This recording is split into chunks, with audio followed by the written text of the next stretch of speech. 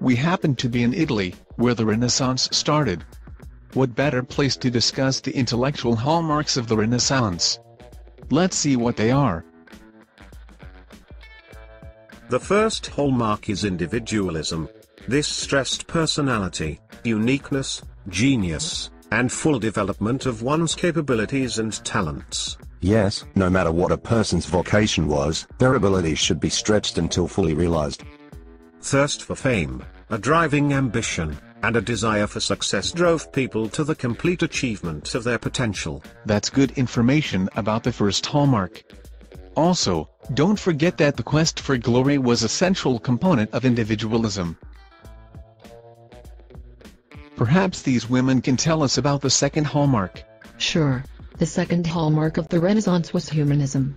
At this time, we see a profound interest in the study of the classics.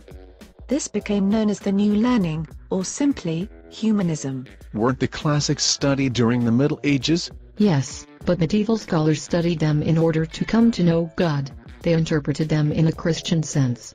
And that really doesn't work, since these works were written before Christianity. So, how did Renaissance humanists approach the classics? They were critical of their authority, were conscious of the historical distance separating themselves from the ancients. And, they were fully aware that classical writers often disagreed among themselves. Whereas medieval writers looked to the classics to reveal God, humanists studied the classics to understand human nature. Perhaps these gentlemen can tell us the last hallmark of the Renaissance. Yes. That would be secularism. That means a basic concern with the material world, instead of with the eternal world of the spirit. Material world? Perhaps we should sing some Madonna. For the upper classes, more wealth allowed for more material pleasures, a more comfortable life, and more leisure time. People came to see life as an opportunity to be enjoyed, rather than simply a painful pilgrimage to the afterlife. Does that mean people became less religious? No.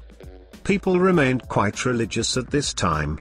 They simply wanted to enjoy the here and now as well. And don't forget, the Catholic Church was also quite secular at this time.